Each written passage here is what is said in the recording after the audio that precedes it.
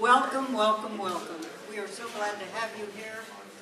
This is Futura RGV, and we are doing this candidate forum because we feel that we citizens need to hear from those people who are going to represent us, and all of us together want this to be a good and better city. And that's what we're going to talk about tonight. I would like to remind you that this is a forum, not a candidate rally. Therefore, please hold your applause until we get all through, and that way we can get more questions. Now, after we've introduced all the candidates, Davis will be doing that. You can clap for all of them. But then please hold your applause until we get all through, and when we're all done, you can just clap your heart out for all the candidates. So, hold your applause. I would like to mention that we think that we're very grateful that we have people in our community who are willing to spend the time and the energy and the money to represent us and try to make this a better community.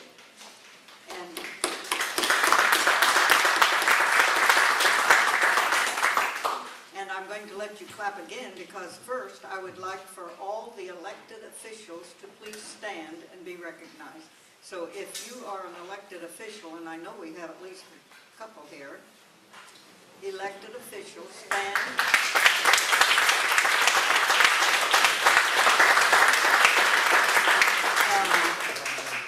That does include the people who are running too, but I guess if you want. All right, now that we've recognized the ones who are in office, I would also like to recognize any candidate who is running for any office to please stand and be recognized. So any candidate, any candidate, any candidate, any candidate.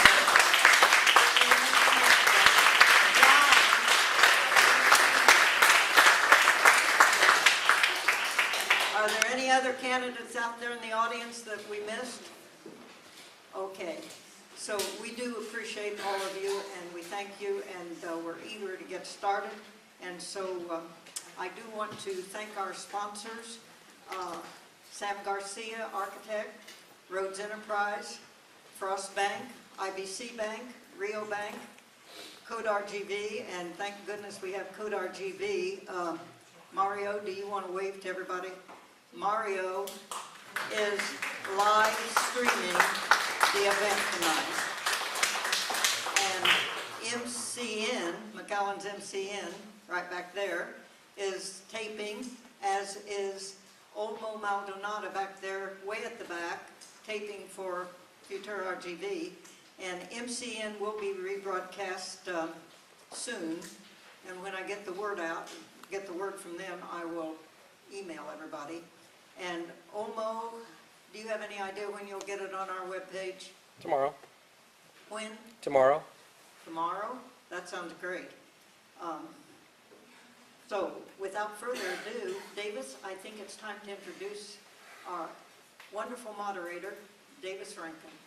So, Davis, you're on.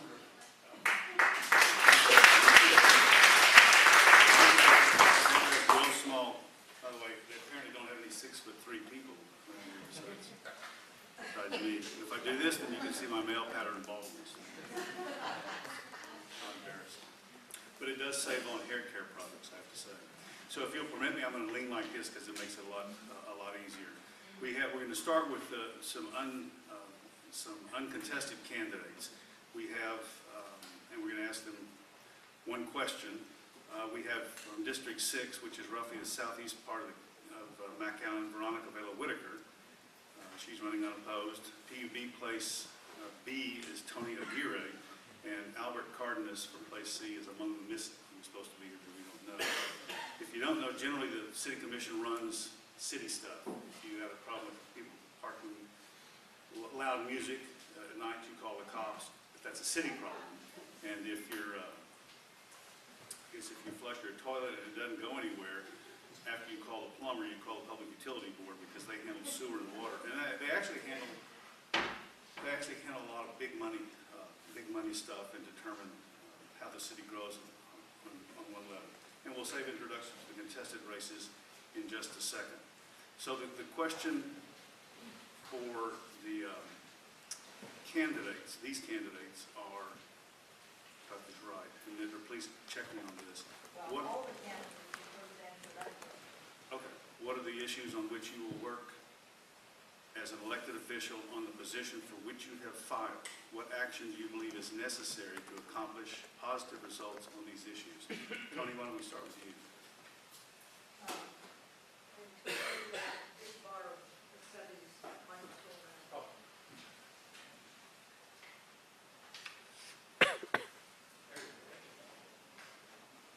Good evening, everyone. How is everyone? Is it on? Good? Yeah. Okay. Thank you for being here.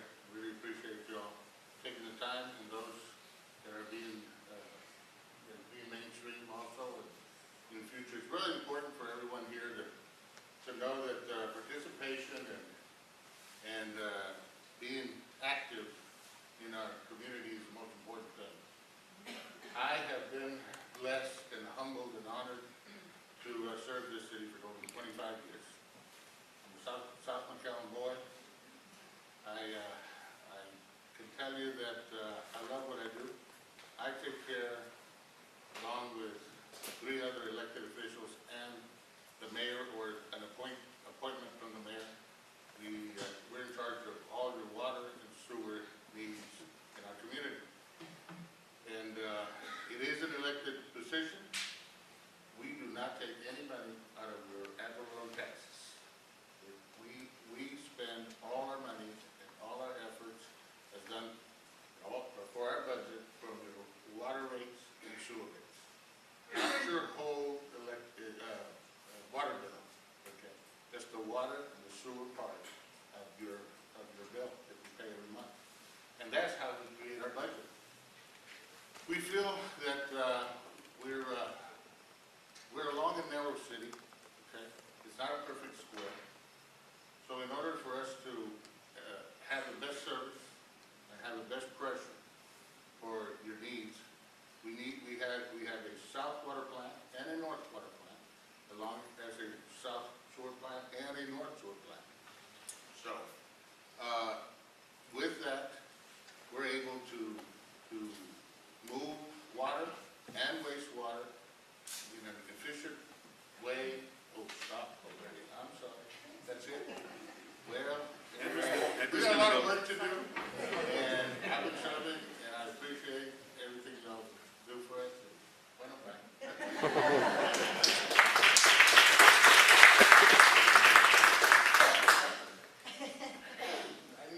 Now, we will allow you to clap after each one of them on this public question, but then after that, hold it until the end.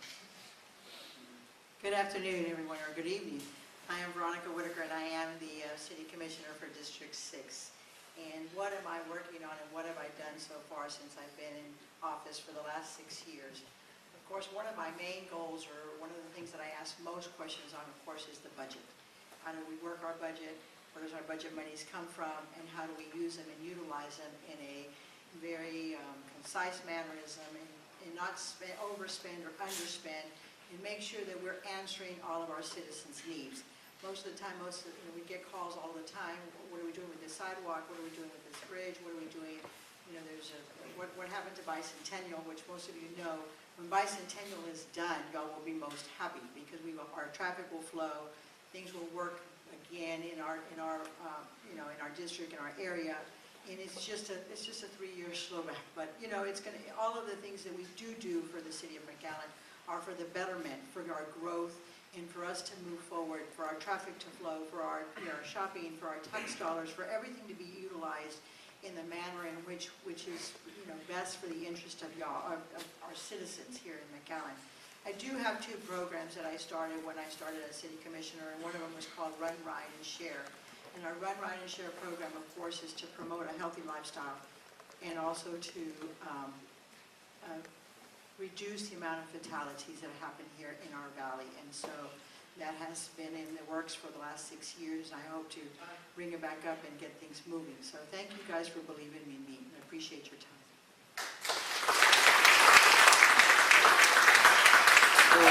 Before we we put the same question to the city commission candidates, need to introduce the timekeeper, Albert Morales. You're not. All right, so the candidates for city commission, for District 5, we have Sebi Haddad, we've got Mark Murray, and then John Ingram, the incumbent. District 4 has no incumbent, so the candidates are Tanya Ramirez and Joe Khalifa. So why don't we start with Mr. Haddad? You get the public question as well. Again, what are the issues on which you will work as an elected official on the position for which you have filed? And what action do you believe is necessary to accomplish positive results on these issues? So some of the items that are extremely important to me and to bring to the city are really the continued business development. We really want to promote small business. We want to go back to the way McAllen grew, what really kept McAllen on track for the last several decades. I think there's several things we can do towards that. It's really partnering up with the business community and truly understanding their needs, understanding what they want, what they're looking for, what their desire, and what forms their decision making.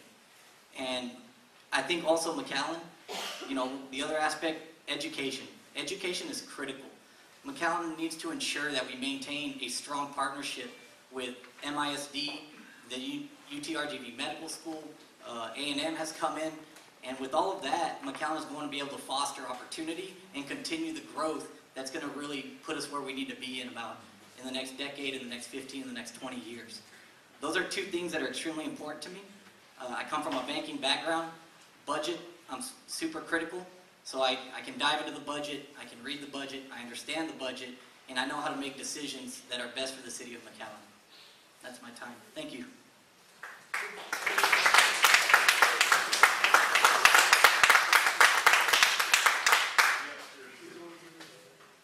Minute and a half.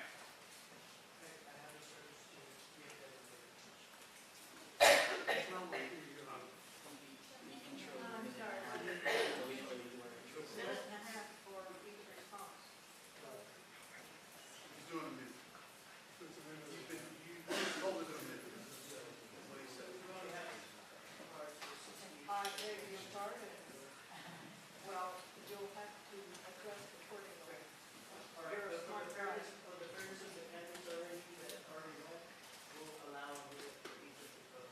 They all ran over anyway, so. We'll make it up after the fact.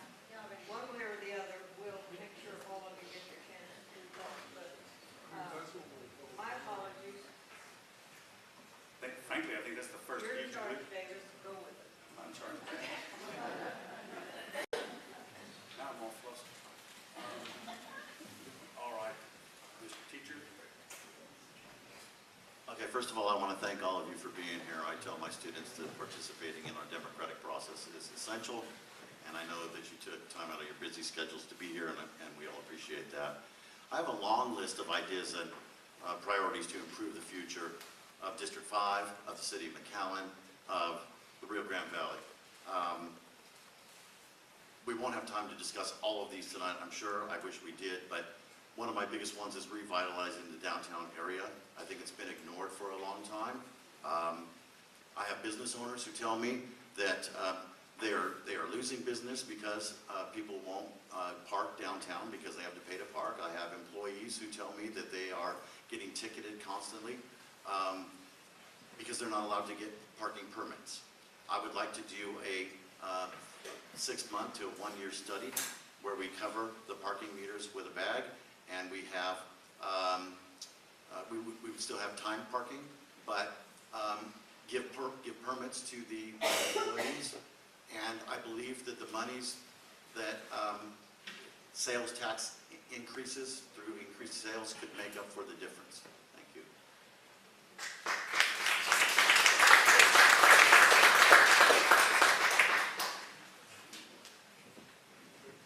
I've always been concerned about urban decay and McAllen ending up like a donut, where the suburbs are healthy but the inner city is decaying and an undesirable place to live, with crumbling infrastructure, closing schools, and abandoned homes, like Detroit or Chicago.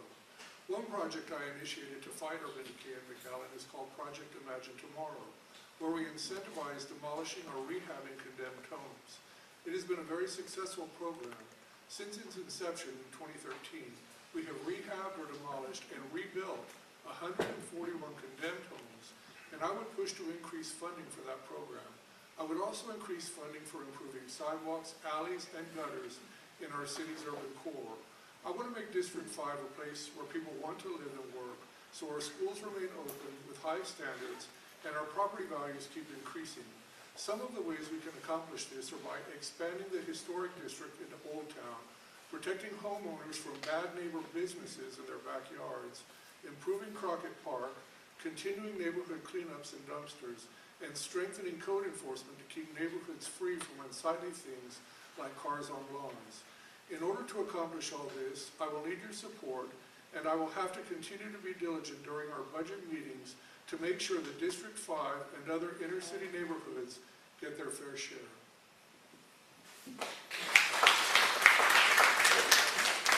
All right, the candidates for District 4, first Tanya Ramirez, then Joe Khalifa. Thank you. One of the major issues that I see that the city has is community involvement, which I think that's one of the biggest problems that we have, is that we need to get our community involved in city projects as well in city decisions. Because without their voice, how can we know what it is that we have to do to improve our city? So most of it, honestly, is focusing on what the people want. And that is the first thing that I want to do as soon as I get, if I do get elected as your next city commissioner. That is getting involved with the community, listening to the needs of the people. That is the number one thing that I think that we have an issue here in McAllen. Now, I've been out block walking. There's a lot of other issues that involve the city of McAllen. We have the traffic. We have the drainage. We have a whole bunch of issues that we need to work for. However, we need to start with listening to our people, listening to our community, and how we can better improve our parks, decrease our traffic.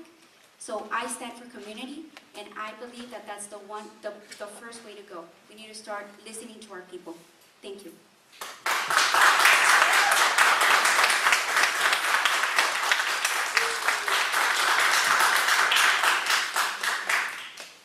The first issue that I would like to address is leadership development. And I'd like to cultivate more respect and a louder voice for District 4. The way I'd like to do that is I'd like to work to create a District 4 Youth Advisory Council similar to the Mayor's Advisory Council for our students and youth. I will also invite them to attend meetings at City Hall to get a sense of what it takes to run a city. I will work to appoint District 4 citizens to city advisory boards and the Leadership McAllen program. Another issue I want to mention is housing.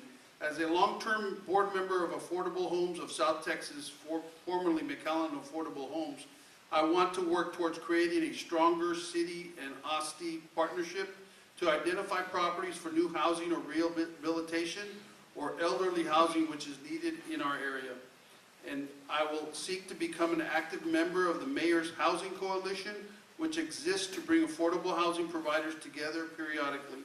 This group can work together to avoid duplication of efforts in the housing providers and enhance projects that can be partnership-based to achieve our goals and increase efficiency of housing efforts. The last issue is traffic. With my long-term experience in transportation and planning, I'll bring extra expertise to the table that will help us address these issues more effectively.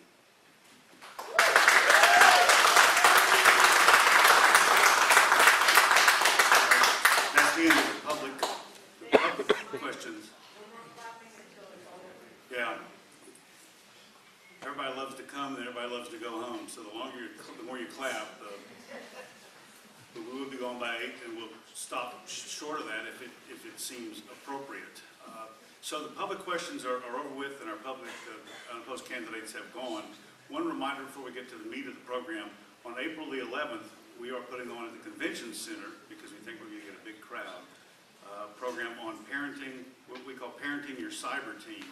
This started out sort of as cyber bullying, and it's grown to, I think it's grown a little bit more. And it is, my kids are gone out of high school and stuff, but it's a big issue. And there was a kid in San Antonio who was taunted and committed suicide at the school, public school up there in high school. And the school district is held, I think, just held criminally responsible they're held liable for that. They're supposed to manage cyberbullying. So this is a big issue for schools and for, especially for parents. All right, our questioners, the media, so-called media panel, on this end, Cindy Ramon is with the McAllen School District's IB program, in a big way. Monica Stewart is here on behalf of Futuro RGV. Dave Hendricks is representing Progress Times and Mission, and they're starting to circulate a little bit into McAllen, you'll see, and he's also a freelance writer. We're supposed to start with questions in ballot order. I guess, Dave, you go first? And I'm assuming, I failed to ask this, ballot order is Khalifa and then Ms. Ramirez? That's the ballot order? Yes, Okay. they are in ballot order, All right. and on your little sheet is in ballot order. Okay. Let's go. Mr. Khalifa, you worked for many years as a city planner in a number of valley cities. What experience from that job, I guess, would you apply as a city commissioner in McAllen? Well, planning really has been so instrumental here in McAllen. McAllen is a leader, has always been. When I started here in McAllen, there was a great emphasis on planning, and I think it really served the community. My involvement in planning with other cities, there were similar areas to District 4, and so I believe I know what the needs of the districts are. Zoning protections to maintain property values are important. Basic services like water and sewer are important. And of course, police protection and the maintaining of the roadways and developing new roadways for future development. So I think all of that has helped me in being or having the qualifications to serve on the city commission, and I look forward to doing that. And follow-up questions, when appropriate, are appropriate, so long as they're not like launching off into another line of questioning. So I think everybody knows that. I'm just reinforcing that. Monica? Yes, Ms. Ramirez. Serving as a mayor or commissioner is virtually a volunteer job, and at times can be 24/7. Why are you seeking this position? Funny you asked that. I've actually been asked several times, why am I running for McAllen City Commissioner? And the answer has been pretty much persistent. I'm running for my community, and I'm for and in for the community. And that's been a passion of mine for many years, and not just because I'm running. It's been something it's been part of my life for, I guess, since I was like 7, 8 years old. Now, I understand that being a commissioner takes a lot of time and a lot of effort, but that is the time and the effort that I'm willing to put into the city that I love and the city that I was raised in. That's what I'm willing to put my time into. I have a lot of energy, a lot of guts, and I have a lot of ideas, and I'm sure that I can strive and help the rest of the commissioners to make the city of McAllen even better than it already is now. Thank you.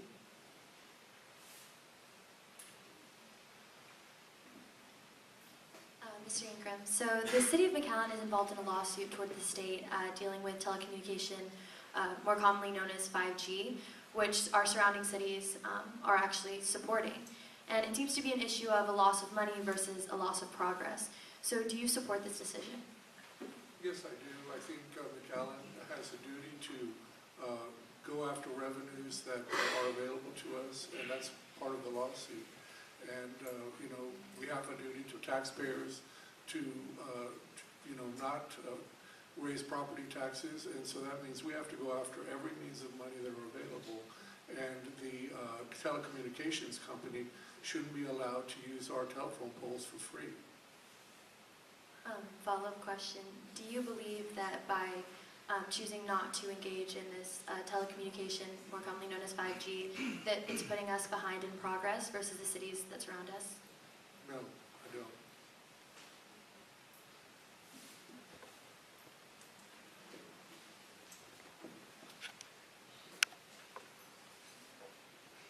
Mr. Murray, McAllen's ETJ goes to the north and to the west, west of Edinburgh, north of Alton.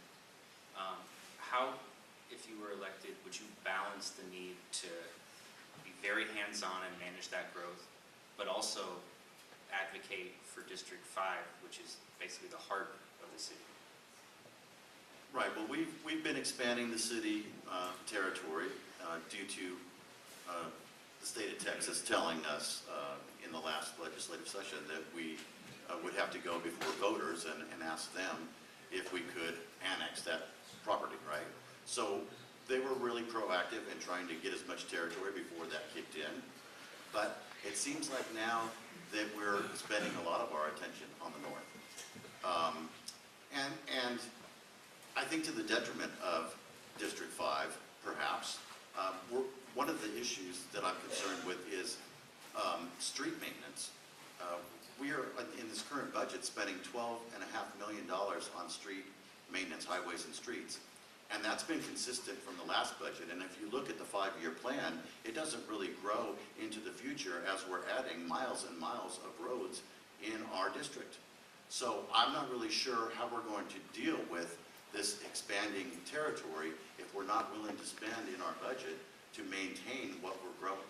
Growth is great, but once you grow, you need to maintain where you've grown.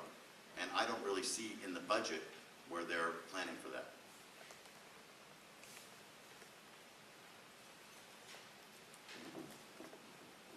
Mr. Haddad, what areas of our city revenues do you believe are the most vulnerable, and what would you do about them? The most vulnerable is obviously the sales tax. You've got the sales tax, the bridge revenue, and you obviously have property tax. If bridge revenue declines, typically sales tax declines at some point because they go hand in hand a little bit. If we don't continue to grow, if we don't continue to promote business, our sales tax dollars, the dollars spent by everyone here, the dollars spent by our community, are going to be spent in other cities. They're going to take our tax dollars and it's going to generate revenues for them. McAllen has typically been the leader, but I think we can continue to promote business in a way and continue to expand and grow to add continued sales tax revenue. Continuing and adding sales tax revenue is critical to our growth, to our revenue base, and to be able to take care of the maintenance issues or handle all the budget items that need to be taken care of. But as long as you're growing and you're expanding business, you're going to be able to generate those revenues that are going to be able to take care of the city of McAllen. All right, we do it again. We go back. So, Mr. Khalifa, brain drain has been a very persistent issue, not only in the city of McAllen, but in the Rio Grande Valley in general. And so how do you plan to use your position to combat that? Sorry. Brain drain? To define brain drain, it is the idea that people have skills here and then they go and take them other places. I think we just have to maintain excellence and do the best that we can to be committed to having the best city staff, the best educational opportunities, and we just need to show our young people who are going through school and going away and learning at college that this is a great place to raise a family. I went away to college, the University of Texas at Austin, and I didn't have a decision about brain drain, about where I was going to go. I always wanted to come back to McAllen, and that's what I did. I, in fact, have a nephew and niece that met in San Diego. She was from New Jersey. They moved to Denver, and they had beautiful lives in San Diego and Denver. That's when they started having children. And when that happened, they basically decided there's only one place that we want to raise our family, which is the Rio Grande Valley. They've come here, and their children have excelled in the McAllen schools, and they've excelled in their jobs. And I think that's just the example that we need to show people to be able to raise families here in McAllen. And there's a lot that we can do. We need that brain power that our citizens are learning elsewhere. We need that to come back here.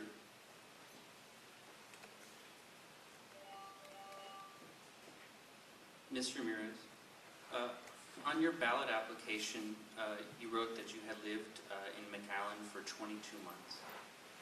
But in that time, last year, you voted 4 times from an address in Mission. Can you help us, I guess, clear that up a little bit? If you lived in McAllen for the last 22 months, why did you vote from a Mission address? Well, that's actually very easy to explain, Dave. Well, first of all, I've been a student pretty much my whole life. Till I was 26, that's when I graduated from law school. I've been moving around for a long time, ever since I left the Valley back in '06. The first thing I did as soon as I turned 18 was register to vote. Because for me, voting has been one of the biggest privilege that we have, which is our right to vote. And that's something that I've exercised ever since I was 18. Now, the simple fact that, and I'm transparent, I mean, that's something that obviously was going to come up. It's not like I'm hiding it or anything. So yeah, I was registered at my parents' house ever since I was 18. And I've been moving around for a very long time, continuing my education, because I think that's one of the most important things that we need to address, our education. That's a big issue that we have down here in the Valley, as Mr. Khalifa mentioned. Education is very important, and that's something that we need to focus on. And unfortunately, I focused on my education for most of my life, and I guess that would explain it. But yeah, but I'm transparent. I'm not denying that. So thank you for asking again. Thank you. So basically, you have lived in McAllen for the 22 months. Yes, I have. Yes. Mhm. Thank you. Commissioner Ingram, I want to address a little bit about what Mr. Murray brought up about the parking garage, about the parking in downtown McAllen. Much of those revenues have been used to pay for the current parking garage, which got paid early on. And there has been incentives and things in downtown in order to help the core of our city out. Would you like to explain or address some of the issues in which your opponent has brought up on dealing with downtown? Well, as far as people having to pay for parking, I just think it's a necessary evil. You know, the city of McAllen has a downtown department that is overseeing everything about downtown, from getting it cleaned up to improving trash collection, making it clean. And the way we pay for that is through, you know, those sorts of revenues. And we have a duty to our taxpayers to minimize their taxes. And these parking fees are being paid by people from outside visiting our city. I think it's a good idea, and I wouldn't change a thing.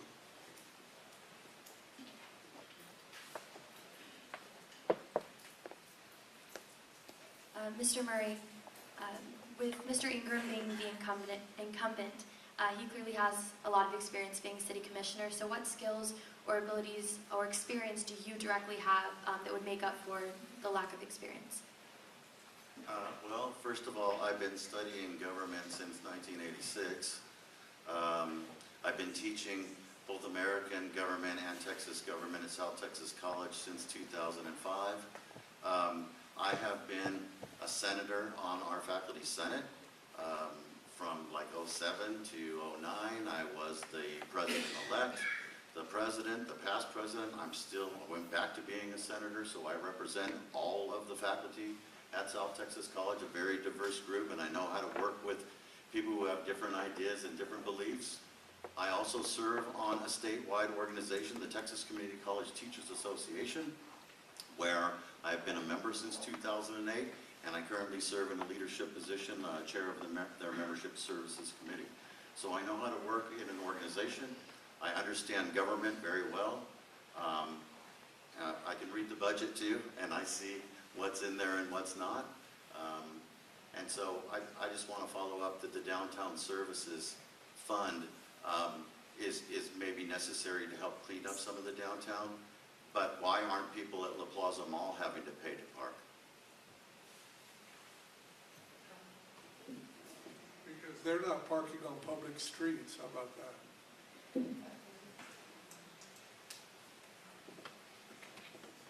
Mr. Haddad, McAllen does a pretty good job making its city commission meetings available to the public. They're broadcast, they're recorded, they're put on the website, the agenda packet is there, so if you want to see what the commission talked about, you can go and look at that particular item. But many of the most important decisions the commission makes are discussed at workshops, which happen maybe the meeting before the decision is made. And the commission has a great, frank discussion. Anyone can go to the workshop, but they're not recorded. And so if you want to find out what happened at a workshop, you can't basically ask someone who was there.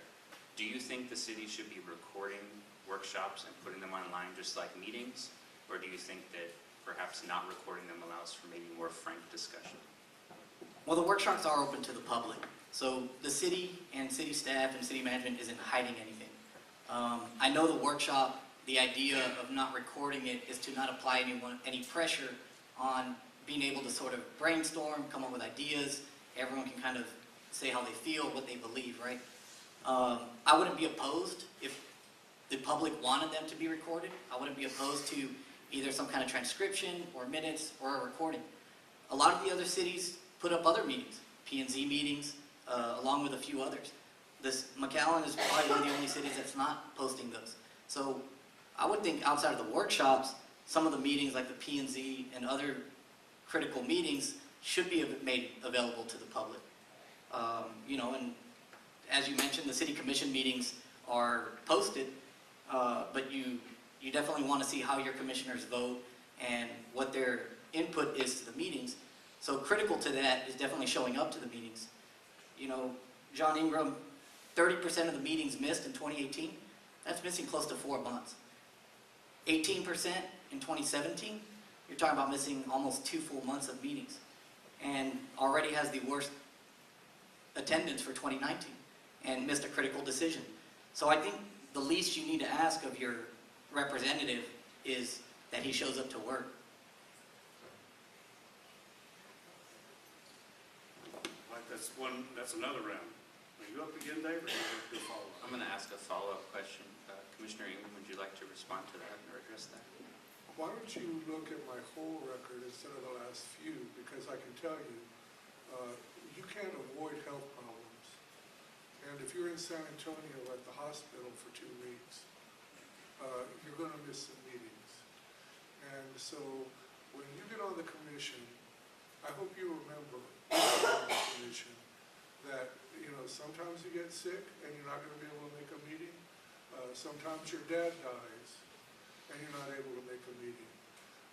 So before you make a big judgment about that, take a look at my whole record. I have missed very few meetings, and as a matter of fact, when it comes to budget meetings, I don't think I've missed maybe one in the last 3 or 4 years. So try to be sensitive about people's personal lives and their health and their families, because sometimes it's unavoidable to miss a meeting. And if that all of a sudden happens at in the last couple of years, that's sometimes when people get sick, and might last a couple of years. You just have to deal with it. But I would recommend you don't get sick, okay? My question's for Mr. Khalifa. Starting it up. The city of McAllen has been known to frown upon offering incentives to bring companies, which some of these companies have benefited from by locating in our neighboring towns. What is your opinion on these types of incentives? Very difficult question. We've kind of had the history of not providing incentives, but we slowly, I believe, been getting into helping companies develop in McAllen. The airport is something I think the City Commission is working on right now. I don't believe we've lost market yet to Harlingen, but I think there's a possibility of that happening. So that is something that I served on the Airport Advisory Committee, and I know that that has always been a concern, and we did have quite an aggressive communication with the airlines, and I think the airlines that have been in McAllen are quite happy with the service that we've been providing. But I guess we still don't know yet what's going to happen as far as the market share in McAllen is. There are other incentives that some retail operations have had. There, you know, Top Golf comes to mind, and that whole area of Jackson Road in FAR, I think the city of FAR it's cost them a lot, I believe, and I don't think we yet know whether that's going to pay off for them. Top Golf is an entertainment industry, and I don't know if that really is something that we would have benefited from. But I think there are places like the mall that have had incentives provided to them, and the mall is our greatest sales tax generator. So it really depends on which area, which industry we're talking about. So if I understood that correctly, then you are for incentives depending on the situation? I would say that, yes. Mr. Ramirez, your opponent brought up a district youth council and referenced Mayor Darling's revival of the McAllen Mayor's Youth Advisory Council. So how would you use your position to specifically involve youth and specifically encourage youth leadership? Well, great that you asked that. I love working with young people. I think that's one of the first things that we need to start working on and trying to get more of the youth involved in the city. Not only in in kind of like the mayor's committee, which I think I got a little glimpse of it from the state of the city. I think it's a great program, and I think it's something that should be taken not just with the mayor, but maybe also with the commissioners. Each commissioner can actually have its own committee of young people from each district. That way they can help and contribute into the ideas that we want to bring forward to the city. Getting the youth involved, that is the #1 thing that I want to focus on. And getting people involved, the community, mostly people from District 4. There's a lot of committees that the city offers, and those are places where we can assign, the commissioners would assign individuals from different districts. We can start with that. And not only that, but also getting involved in the schools and tell the students what the commission is here to do. Now, I think we need to start educating our students, our young people, about how important it is to get involved in local government. Because like I've mentioned, most people, they only care about national government and all this stuff, but at the end of the day, you're never going to meet, well, most of us don't get to meet the President of the United States. But the commissioners, we're here for the people, we're more accessible. And I think starting off with that, taking that not only for the mayors, but making it for individual districts, I think that would be one of the most wonderful things that I would like to see in McAllen. Get the youth involved. Thank you.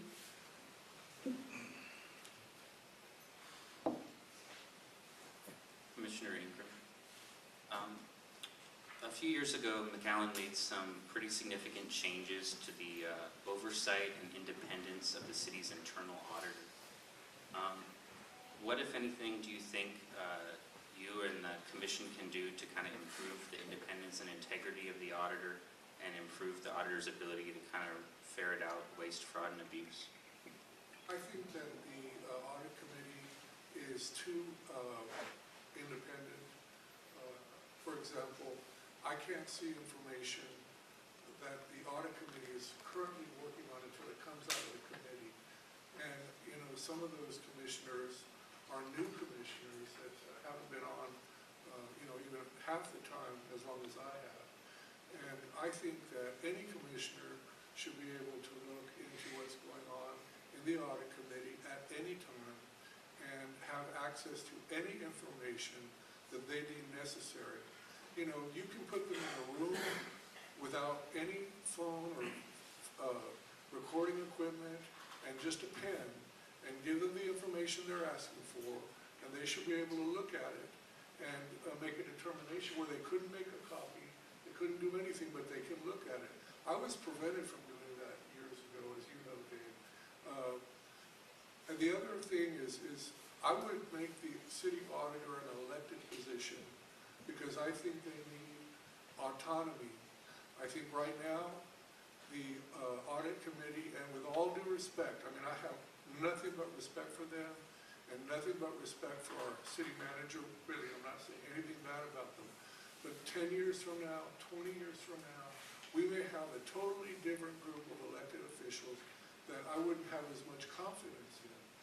And I don't think that a city manager or a mayor or a commissioner should be in any position to direct how an audit takes place. For example, if an auditor is running down a rabbit trail, they shouldn't be told that they can't go there. And the way I understand it, that can't happen. And I think it's wrong, and, but no disrespect to my mayor or the commissioners. Mr. Murray, we know that the ad valorem taxes of the city of McAllen go to pay practically one department in this city, which is our police department. If all of our properties taxes paid for one department of our city, and the people don't come to McAllen to shop, jeopardizing our sales tax revenue, which is actually what pays our overhead of the city, how would you propose to cover our overhead in a time period where right now perception is becoming reality? Well, it is true that public safety takes up about half of the budget. It's not just police, but it's also the fire department. Although our city leaders like to proclaim that we're one of the safest cities in the country, and so who deserves credit for that? It's our police officers, right? They deserve to be paid what we need to value them and pay them what they deserve. I believe in community policing. I think that the police officers should be living in our city. On what we pay some of them, they really can't afford to live in McAllen. When you've got community policing, you've got cops living in your neighborhood. That doesn't just help reduce crime, but it's good for public relations, right? The problem is if we have reducing sales taxes like we saw a couple of years ago, then we have an issue with how we spend, right? Where's our expenditures within the budget? We need to do something to increase sales taxes. One of those things is, I don't want to keep harping on it, but is revitalizing downtown. And there was a question earlier about incentivizing businesses to come down here. And I know that there's been pushback about that from some people, not wanting to pick winners and losers. Well, when our tax dollars paid for parking garages at La Plaza Mall, but we have to pay to park downtown, then you are picking winners and losers. Currently, downtown has been incentivized on several time periods. The property owners in downtown tax themselves in order, with partnering up with the city of McAllen to revitalize it at one time period. Then each part of the section of downtown was divided up into the entertainment district, the central business district, art districts. How would you specifically make those changes that you are talking about that what hasn't been tried? We're too large of a downtown area that qualifies for some of the state funding because we do have 250 properties in our downtown area. So specifically, and you're talking to a downtown person, so I would love to hear what it is that you're proposing that we could try, because we're all open to hearing suggestions. Right. Well, the Downtown Services Fund brings in about $1.3 million each year, okay? That's a drop in the bucket when you look at our budget, really. It's about prioritizing where you're going to spend. I mean, if my study fails and the sales do not increase, thus raising sales taxes that could cover the $1.3 million, then perhaps $715 million on a motocross park and $317 million on gateway monuments into our city, that would make up $1.3 million right there. Just going to follow up a little further because I'm finding this intriguing. Currently, there's approximately about 4 million people who come out of our bus terminal right now. And so when you're talking about this, currently the property owners in downtown are having a really hard time in writing contracts currently. We're writing contracts like we've never written before. We're writing leases for 1-year periods, which that's never happened in the history of over 60, 70 years of the downtown area. So when we're talking about bringing sales tax, sales revenue back into our downtown, I would really like some more specifics on what you would do. And one more correction I would like to raise is that the employees of downtown do park free in the parking garage also. So they do have the top floor of the parking garage where they are able to do it. And so I'm really wanting to hear some recommendations, because truly we're really trying hard to try to do stuff at downtown, and we sure would like some more help in figuring that out. Well, many business owners that I've spoken to have said that the parking is a problem, that they feel that they're losing business because people choose to shop elsewhere to avoid the parking meters. Not only that, the employees that you say can park for free, apparently there's not enough parking for all of the employees, because they tell me they park on the streets. They have to remember to run out every couple of hours to feed those meters. They get tickets constantly, and these people aren't making a lot of money. You can listen to one group that says one thing and another group that says another. I've been hearing a lot of negative. I haven't heard a whole lot of people saying everything's fine downtown. But it's hard to tell the solution. Oh, no, I'm sorry. I do not have questions from the audience. I'm sorry. Wait. No, the question is specific on how we solve the problem. It's not an easy problem to solve, and I love the idea that you're coming up and you're addressing some of these issues. Is it appropriate to say, if anybody else wants to say 30 seconds on the downtown, but not anymore, otherwise we'll be here. It's too juicy a topic just to not let fly by, but it's up to you guys. Sure. So downtown has always been part of the core of McAllen. It does reside in District 5. And McAllen over the years has done some really positive things with it. You do have the art district, you do have the entertainment district, and obviously you have the shops and the retail and the store owners who have been down there for years.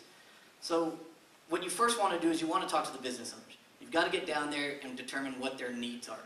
Once you know their needs, you can really establish a plan and find the resources or funds or whatever might be needed to get them what they want, to get them what they need, to drive more traffic down there. The other beauty about sales tax is that sales tax revenue is limitless at really no cost to all of us.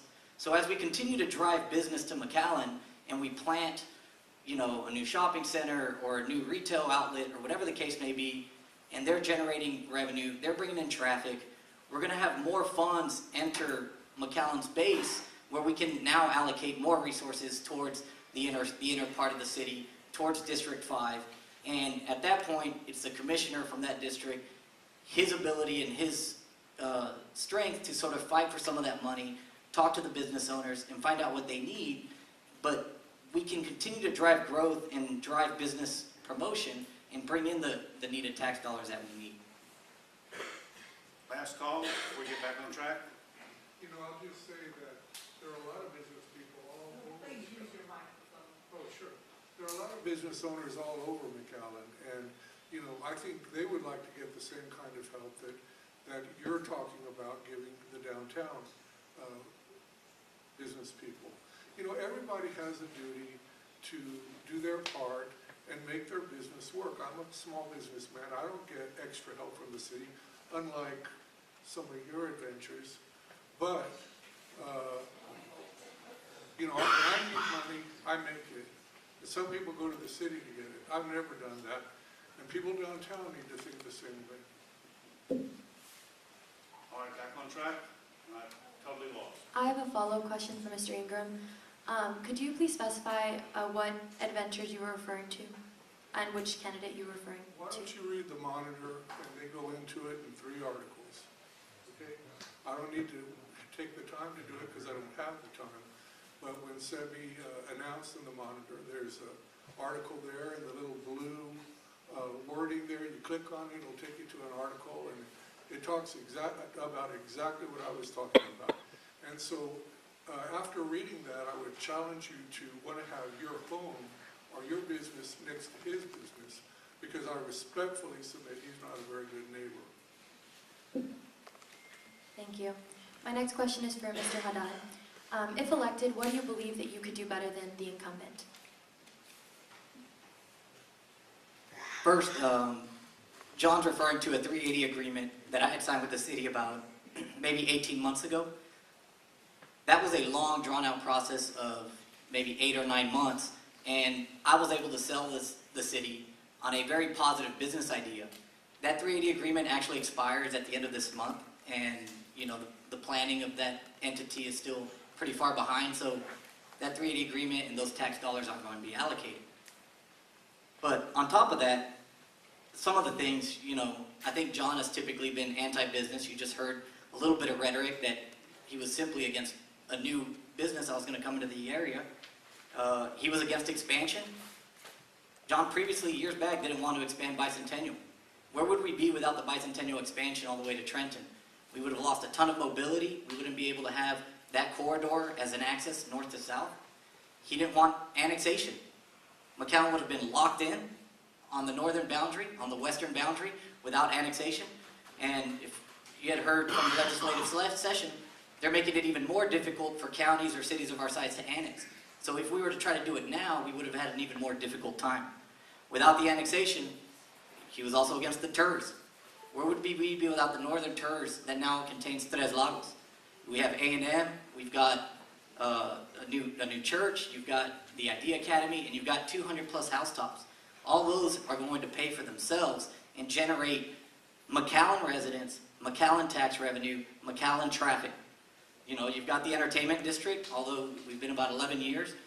John's necessarily never really supported it, which is why I believe it struggled. Follow-up question. So just specifically, what do you believe that you could do better than the current incumbent? Well, we've got a plan for the future. So a lot of these decisions that John made were made over the course of the last 4, 6, 8, 10 years. So if he would have had his way, McAllen would have been extremely limited in its growth potential today. We probably would have not had a lot of the tax revenue and a lot of the growth that is occurring right now. So coming from a long-standing banking background and a small business background, you've got to have the vision to look outward. So you've got to be able to create opportunity, you've got to drive growth, and you've got to have a positive sort of environment for businesses that want to come. So when you're just against incentives, as John is, just no incentives whatsoever, you're automatically closing the door and you're telling business, don't come knocking, don't come try, we're not interested. But just like at a bank, we entertain every deal. We can structure it however we want. We do risk mitigation. We determine if it's going to benefit the bank with less risk, or the way it would benefit the city. And in doing so, you can always tell them kindly that you're going to pass or that you're going to structure it a certain way. But you at least bring them in, you bring them to the table. McAllen has a fighting chance to get either a business or a new development or whatever the case may be. Mr. Khalifa, many full-time custodians, library clerks, and maintenance workers employed by the city earn less than $12 an hour. These are full-time employees of the city. Should the city pay more? And if so, how much?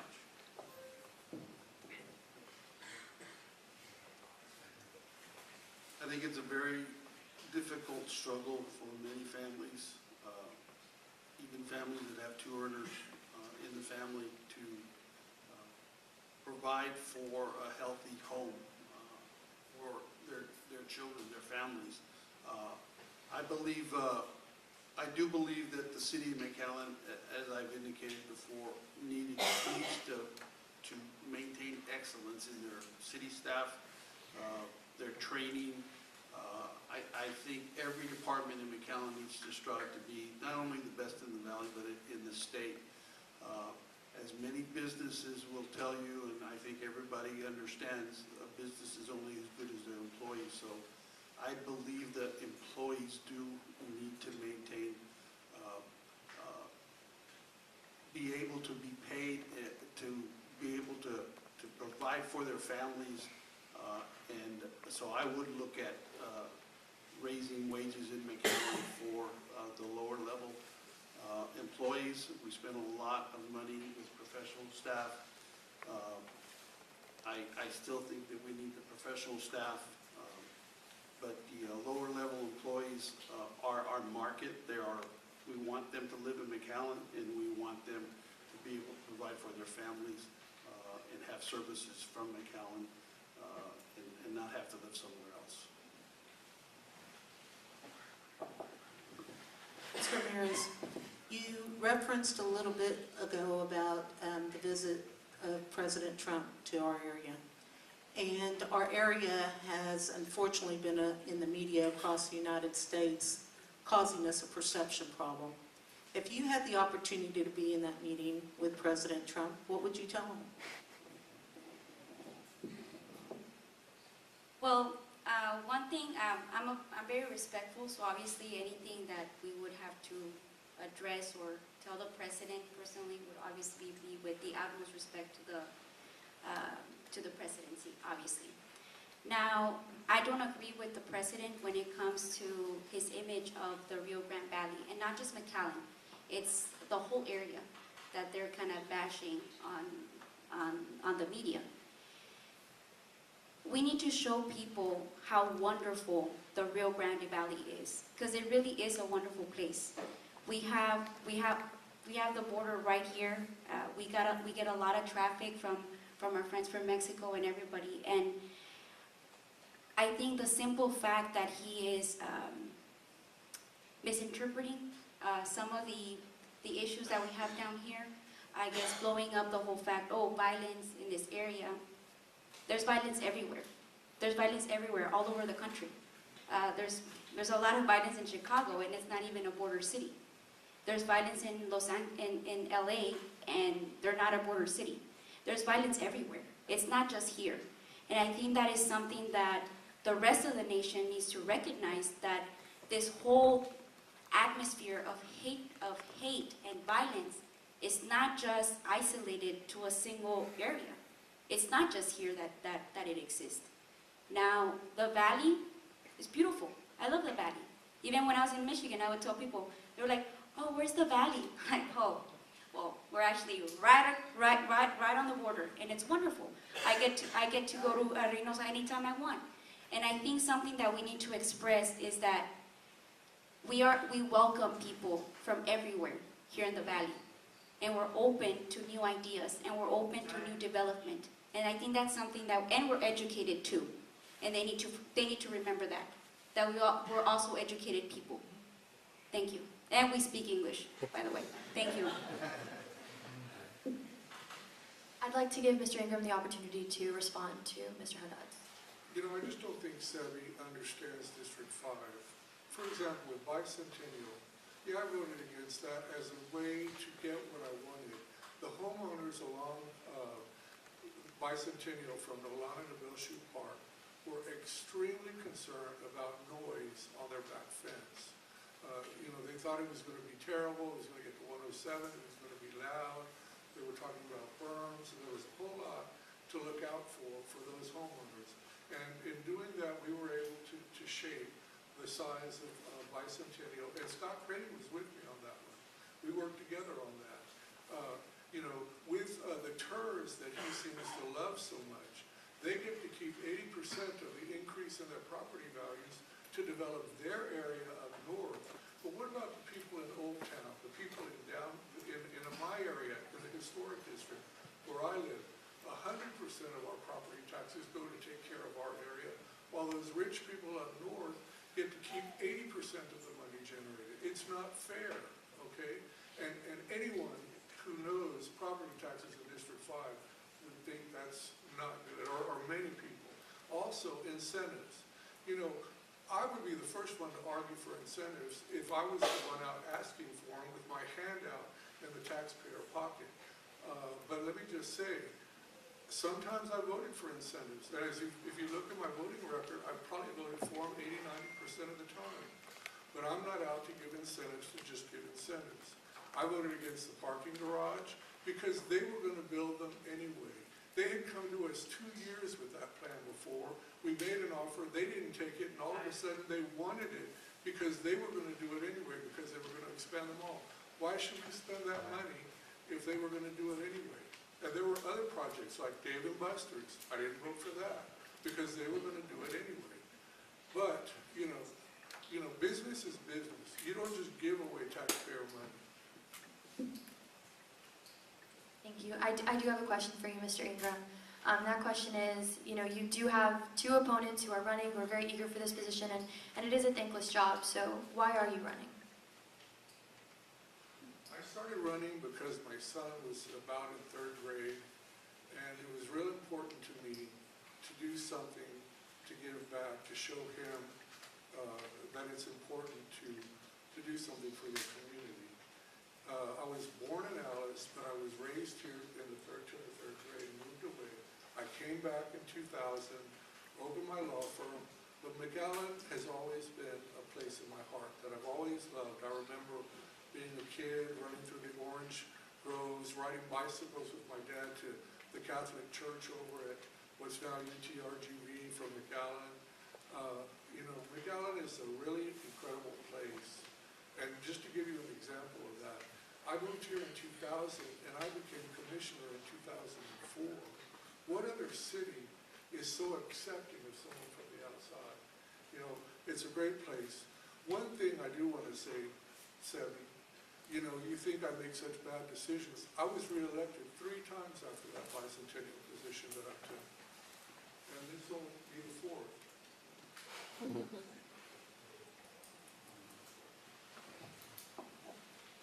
Mr. Murray, 4 of the 7 people who currently serve on the McAllen City Commission are attorneys. And that's not to say they're one-dimensional or they don't have other experience. But is there such a thing as too many attorneys on the City Commission?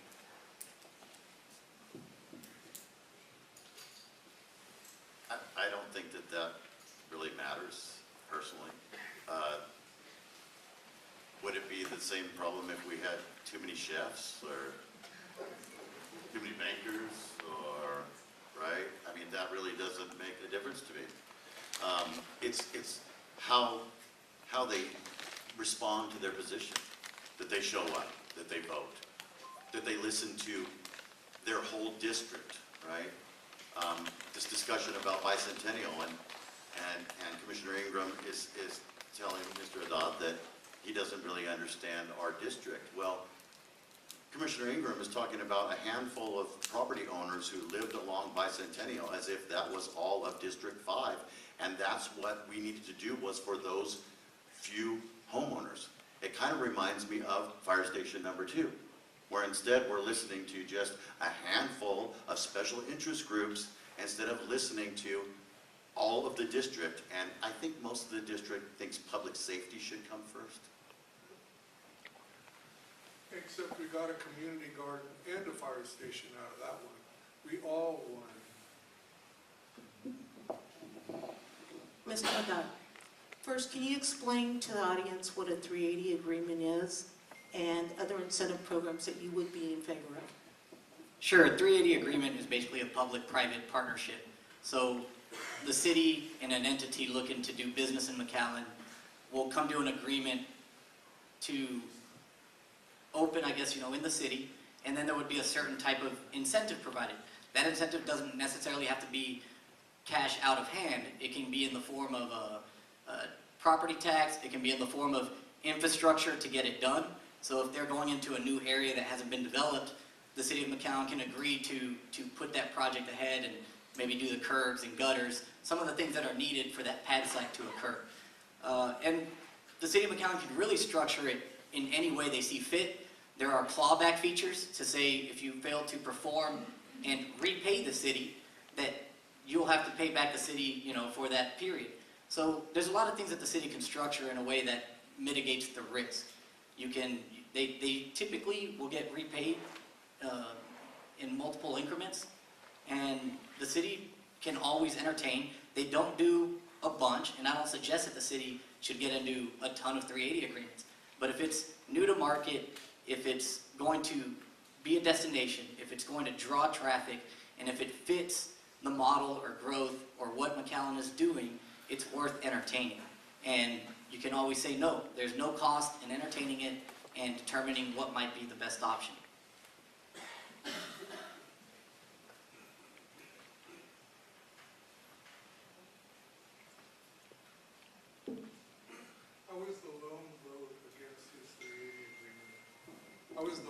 vote against that agreement.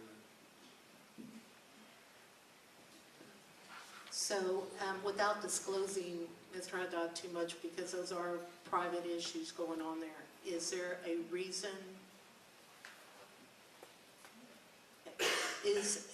Do you believe that this 380 is bringing a benefit to the city, and therefore it was brought forth to the city because John voted against it? So, Can we have Dave, the reporter, give a clinical description of what happened? This has to do with the bar and grill on Novena, does it not? I think a lot of people don't know what we're talking about. It's separate from the 380 agreement was just a whole new project proposed to the city, I withdraw which my was comments. approved. All right. Monica? so it was approved, is that correct? Yes, it was approved. So is it at a cost to the city, or is it a benefit to the city? I believe that that business, at this point, the plans are sort of on the back burner. We haven't really worked on them. But if that business had come to the city, it would have been a destination, it would have been a draw, it would have generated a significant amount of tax revenue. And in that 380 agreement were clawback features to where the city would audit the business annually, determine if it met its metrics to generate the tax revenue that was expected, and if it didn't, the business would repay the city full incentive amount. So yeah, I do believe that given what was proposed, it would have definitely benefited the city, would have benefited the residents, it would have benefited the lifestyle. But this was something almost a year and a half ago that had been submitted and had moved through some motions, and from our business side, we have put it on hold. It's not something we're currently working on. It was a brew house. Brew house, I don't see any problem with a large-scale brewery. $215,000. That was the 380 agreement, $215,000 or a 10-year period.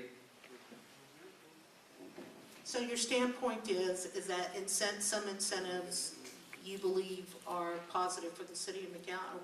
What is your overall opinion on So incentives? that investment from the city would have obviously drawn that business at City of McAllen, because what Ingram doesn't realize also, Edinburgh was fighting for the exact same business, and Edinburgh had even offered a greater incentive. We chose to go with McAllen because McAllen is really where we wanted to be, and we felt it was going to be the better destination. We wanted to do business in McAllen. But yes, they were competing for the incentive. There are other brew houses in town, and by giving them that incentive, you're picking winners and losers. Why not let all brew houses be equal? Those brew houses can apply for incentives like anyone else. Yeah. And let me finish. And any business and any person can apply for incentives if they feel that they're bringing something unique. McAllen isn't writing checks. It was a very diligent process. It was extremely difficult to get through, and it's a hard sell to get any type of incentive. And on top of that, you might be picking winners and losers, but if you don't at least get a seat at the table with the businesses that are coming in that have these unique aspects that every city wants, the only loser you're picking is the city of McAllen, and you're picking our surrounding cities as the winners. Thank you. For Game House, which is about I'll leave this with Mr. Murray. Would you like to get in this fight? What would you have done? What will you do? You drink beer. I don't want to get in between this. I've said many times that I'm running my campaign with honesty and integrity, and we are going to stay cool, and I expect all of my supporters to do the same. Thank you. Mr. Khalifa, we're going to go ahead and move on with our next question. Your applause down as I asked you at the beginning. It is Um, not from the show, we're going to have to summarize, and those were to be a minute and a half. All right. Mr. Khalifa, what do you believe is the most pressing issue in District 4, and how do your skills and abilities equip you to combat that? Again, District 4, I believe, we need to develop an identity in District 4, and District 4 needs to participate fully in the affairs of the city. District 4 is, there's very old community down there. I want to mention, on the incentives, I think a great example for where an incentive will work in District 4 is particularly in our southern portion of our district. The basic need of going to the grocery store and having your sales tax come back to the city of McAllen, it doesn't happen in District 4. We have to go to City of Mission or the City of Hidalgo to buy groceries. And I think an incentive, I would love to entertain an incentive to have H-E-B or Walmart build in the southern part of the city so that our sales tax for basic needs such as groceries, which we go to every day, every week we have to go get groceries. And right now those sales tax are going to other cities. So that is an incentive program that I would like to pursue. I'd also like to pursue improvements to South 23rd Street. Every time there's rain down there, all those driveways, because it's a rural construction that hasn't changed in 40 years, all those driveways fill up with water because it's surface drainage. And we need the highway department to assist the city of McAllen in building underground or urban section of roadway so that the pipes are underground and we can have access to all those stores along South 23rd Street that has not changed in 40 years. All right, so we're going to, If I can have an opportunity to say, I would like to agree with Mr. Khalifa. District 4 does need a lot of help, and obviously rejuvenation of the district is one of the major incentives for both of us, even Mr. Khalifa and I. That's something that we can't put a blind eye to that. That's something that obviously it needs a lot of work. The alleys, and not only the HEV is a magnificent idea. The other one, emergency care. Not only do people have to drive all the way to Mission or to district or to the neighboring district to get groceries, also to get emergency care. Now the ambulance and everything, they have to drive all the way down to South McAllen to be either to take you to the McAllen Medical Center or to take you to the Mission Medical Center. There's nothing down there that a person, if they have an emergency with their child, with their parents or anything, they have to drive all the way to 2nd Street and the Expressway or to go all the way to Bryan and the Expressway. And I think groceries is a big issue, but also our emergency care, which is something I would like to add to Mr. Khalifa's statement. Thank you.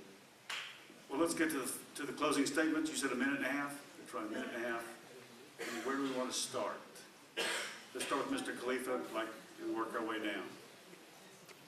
And we'll time these so you don't go too far over. I hope that my participation here today has given you a sense of who I am, where I come from, and why I will be the best commissioner for District 4. I hope to bring diversity to the City Commission in the way of my experience and qualifications. I have spent my entire career working for cities and have always worked to provide services to underserved areas like colonias, substandard housing, and people experiencing disaster. I work in the areas of development and transportation, and we must continue to work with TxDOT and the MPO to develop projects to reduce congestion and increase capacity. We must also continue to practice good planning through the city's comprehensive plan. I need your support and your vote. Tell others about me and help me to meet the people in our district and help me to get my message out to everyone. I am your true hometown candidate. I have served my city in many capacities throughout my adult life and will continue to do so. Please help me serve McAllen and District 4 as your next city commissioner. My yard sign says it all. I'm qualified, I'm experienced, I'm dedicated, and I'm someone that you can trust. Thank you all for being here, and thank you to Futuro RGV.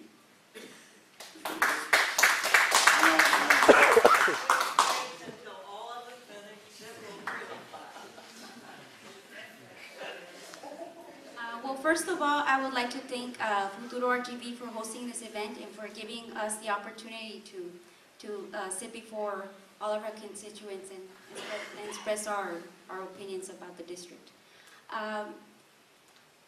I would like to start that I'm Tanya, and pretty much what you see is what you get. I'm a 30-year-old lawyer. I've been practicing law for almost 4 years now. I started my career as an assistant district attorney with Hidalgo County. After that, after I left that job, I took the risk of opening my own office. And that was something that I was scared at first. I was scared about doing that. But I took the risk. And I think as a lot of people here, small business owners, it's a big risk that most of us were scared to kind of like jump in there. And I did. I opened the Tania Ramirez Law Group in McAllen, in the wonderful city of McAllen.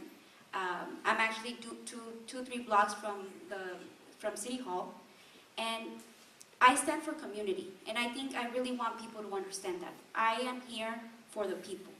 I'm not representing nobody's interests aside from those that I will be representing, well, if I do get elected as your next city commissioner. I was born to be a public servant, and that is something that I want to continue doing until you all get bored of me. And the things that I offer as a candidate, I offer a lot of time, energy, a lot of drive, ideas, and to make things better. And that's something that I hope the message can get to all the voters in District 4. Because yes, I do live in District 4, and I was raised in District 4. I went to Roosevelt's, and I kept back going to District 4 ever since I left to college. And that is something that I'm ready, and I'm here to work for the citizens of McAllen. And I want to make the city even better than it already is. All right, thank you very much. John? I'm fiscally conservative, believe in transparent government, and am optimistic about McAllen's future. In the last 14 years, I've played an important role in establishing our art incubator, new library, convention center, performing arts center, food truck park, historic district, central fire station, community garden, several sports parks, and the nature center, to name a few. As a result, McAllen is strong, vibrant, and hopeful. Today, the unemployment rate is down to 4.1%, historic lows. Sales tax receipts are up over 9.5%. Property tax rates are one of the lowest in the RGV, and the crime rate is the lowest in 34 years. McAllen is doing so well that we have received a lot of national attention. For example, we are ranked top 20 places to start a business, #1 most affordable to live in the U.S., #1 in job creation at a state level, #1 in the list of boomtown cities with rising salaries. #1 is the most affordable place to retire. #6, Texas City in actual retail sales. I can't do this without your support. For many years, you have trusted me to represent you at City Hall, and McAllen has grown, improved, and prospered. I have the knowledge, education, experience, time, and desire to continue to ask the tough questions. With your support, I'll continue to fight for what we all want in our city government: smarter spending, greater efficiency, and more accountability. I humbly ask for your vote again this spring and look forward to showing you why I'm still the right person for the job. Thank you.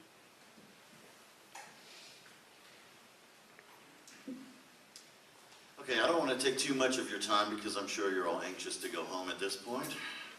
Again, I'd like to thank all of those who made this forum possible. I believe we need to revitalize downtown McAllen. I question the necessity of recent property tax increases. I believe in putting public safety first. I think we should reprioritize highway and street improvements. I support merging the RGV MPOs. I question this year's budget regarding water rights acquisition expenditures. I support changes in how we distribute pay raises for city employees. I believe we should do more to increase internet accessibility to our residents. I support lowering building, electrical, and plumbing permit fees to encourage home and business improvements. And I am an advocate of term limits. If you believe in putting public safety first, reprioritizing highway and street maintenance, bringing more transparency to local government, and revitalizing downtown McAllen, I would greatly appreciate your support and your vote. I am Mark Murray, and I'm running for McAllen City Commissioner, District 5. Thank you. I'm Sebi Haddad. I'm running to be your commissioner from McAllen District 5 because, quite simply, I really do love this city. I was raised here, and I'm a proud graduate of McAllen ISD. My family, my teachers, my friends, they've always stressed the importance of giving back. I really took this to heart, and I proudly serve on 2 McAllen advisory boards, the McAllen Financing Housing Corp and the Convention Center Board, which I do chair.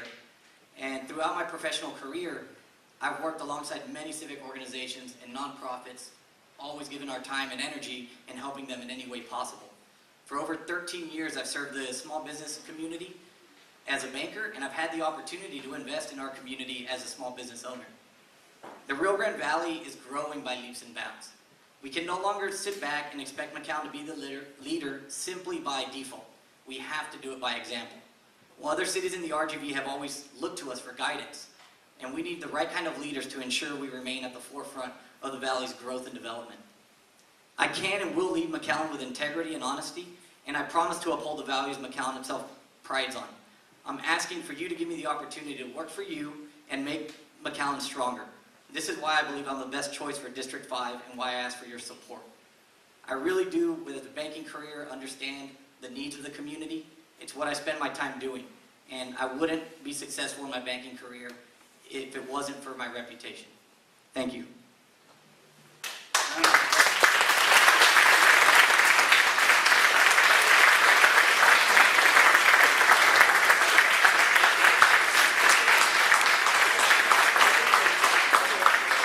Remember that we're going to have reruns of this on the Futuro McAllen website, and McAllen's cable network has recorded it, so it'll be played again. We thank you for coming, and we thank our sponsors.